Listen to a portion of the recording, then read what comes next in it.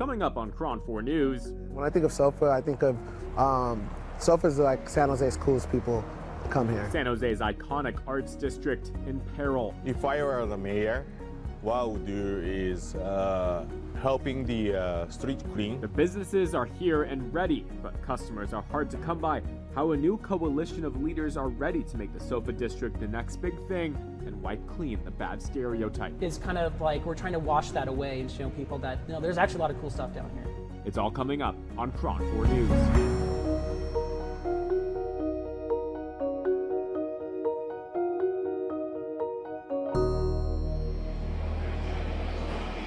Tucked away in downtown San Jose's SOFA district, a gamer's paradise. Us on Guild House, we provide, our entertainment venue for, video games and stuff. David Faria with Guild House talks to us on a typical Wednesday. It's game night. Super Smash Bros., Mortal Kombat, you name it, they got it.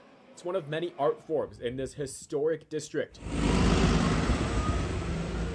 Bustling with installations, galleries, history. San Jose's SOFA, which takes up just a couple blocks in South downtown, isn't viewed that way by all. I've been here since 2011, and I've noticed that SOFA district has always been kind of like the redheaded stepchild of the city. It doesn't get a lot of attention. While areas like San Pedro and the historic get high-rises and new city projects, Faria says the spot for artists in the city has been neglected. But back in the 80s and 90s, it wasn't that great of a place.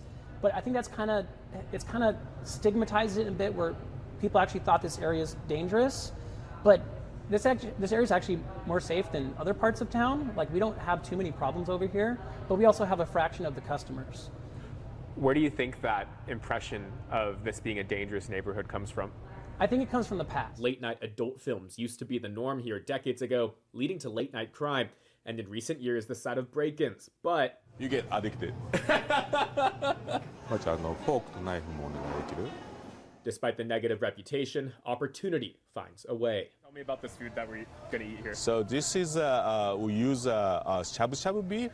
Okay. Masa Tanaka and his spot, Japa Curry, in the SOFA District SOFA Market. Food from Tokyo and Osaka, right in San Jose.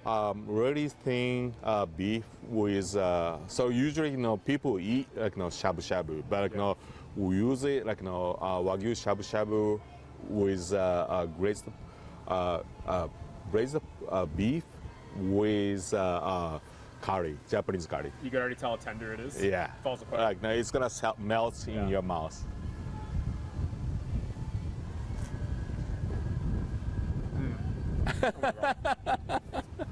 Wow. Right, and then Tell me about that. Yeah. this is a braised pork. We cook 12 hours, so it's really tender. So what's this red stuff here? Is this pickled vegetable? Yeah, it's a Japanese. It's called fukujinzuke.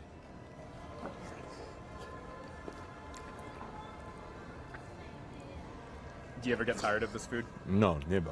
Yeah, this is delicious. 7 days of week, I can eat it. So the reason we're kind of doing this story is because there's some of the business leaders are saying there's been a negative stereotype Right. about SOFA district. I saw the same way, because I saw San Jose downtown is a ghost town or a homeless town. That's what I saw. But when I open it, it's totally different.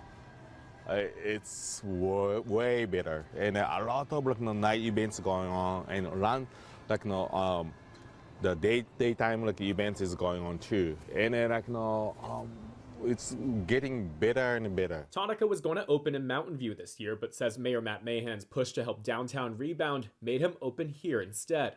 Now he's planning a second location in the city. Even 3 months, I can see it's a lot of improvement. And also SOFA market, their management is great too. And also around here, they are doing really great job too. So there are a lot of things happening right now, San Jose. But while the businesses may be here, foot traffic is not. We need to have a plan for it to be spent by June, or we lose it. And that's why Faria back at Guild House is stepping up to lead the neighborhood's downtown committee, lobbying City Hall to get more access to amenities such as free parking. We actually have the only garage that's city-owned that's not free for the first 90 minutes. As chair, I'm trying to work with the Downtown Association and the city to get that turned into a free 90 minutes, but there's, we live in democracy and there's bureaucracy and it takes time and you have to convince them. But I think because if we get more people down here and Guildhouse certainly brings a lot of people down, and some of the other businesses do too, is that hopefully that in the future will be a thing where people can come and get a free first 90 minutes and they can actually park down here. So the way you see it is that it's not that Sofa District has been fitting the stereotype. It's been actually really succeeding, having a lot of businesses here, right? Yeah. And that you're just looking to market it. Yeah, and I think it's just the stigmatization of it not always being like as good as historic or as San Pedro is kind of like we're trying to wash that away and show people that there's actually a lot of cool stuff down here. By meeting monthly in Guildhouse, business owners can decide how they want to make the Sofa District on par with other post-COVID success stories. Here you guys go. Let me know if you like it. Thank you. Well, you will. Just let me know how you like it. There we go. I had saw before COVID that there was kind of a rejuvenation of San Jose coming. So I felt confident that it would come back. And so we didn't really have a lot of concern. We were a little bit concerned more with just people coming back to work and coming back downtown and coming outside. Dap Ashaulu is one of the most confident business owners about Sofa's rebound. He hopes as more businesses advocate for themselves and with the city hopefully listening to them, they can grow the once thriving arts district. Jazz, art, we have the California Theater. I actually got married at the California Theater right there. And so like just a lot of history here in downtown San Jose. Even the space that we're in, Cafe Trist and a Cafe Frascati have a legacy of just like bringing, artists and very cool people here. And so I think that's when I think of Sofa, I think of Sofa is like San Jose's coolest people come here. Do you think we're losing that a little bit? The old art attitude here in Sofa? Yeah, I mean, I think that it's here. I think it's a little harder to find, and I want it to get more showcased. And I think like that's why we do open mics every Friday. We want to have that showcase. We're hoping that someone takes over the old Cafe Stritch and Mommy Kins and does something really cool there and keeps that history alive. But I know they're here. We see the artists, they come in, they bring their art to our shop. We see them working on sketches, working on music. So we know that the artists are here and the people are here. I think it just needs a little bit more spotlight. A common goal for the rejuvenated Sofa District Committee, who hopes on top of free parking, they can have mixed-use high-rises and businesses combined, growing the arts district beyond anyone's expectations. A couple years from now, when a customer is walking through Sofa District, what do you want to be going through their head? What do you want their experience to be? I don't know. I think I want them to know that it's like a nice place. Like it's like when you walk through like a downtown. Let me think of like downtown Campbell or downtown Palo Alto.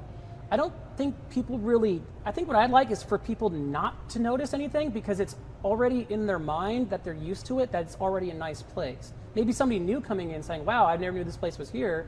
We get that at Guildhouse all the time. But eventually, when they get used to it, it's just part of the community. And it's a nice part of the community. I think that's what I'd like to see. Definitely. You want to be proud of it. Yeah, of course. Yeah, of course. It's. I didn't really plan for this. I didn't really plan to stay in San Jose for so long, but I like it up here. The people are nice and the weather's nice, and having a business up here is pretty cool. Especially it has to do with stuff that I love. But it'd be nice if we could improve the area that's around us, not just to help our business, turn into a second business and a third business, but just you want to make a positive impact on the community, on your community and the place where you live. This is kind of what I wanted to start. In San Jose, Jack Molmud, Cron 4 News.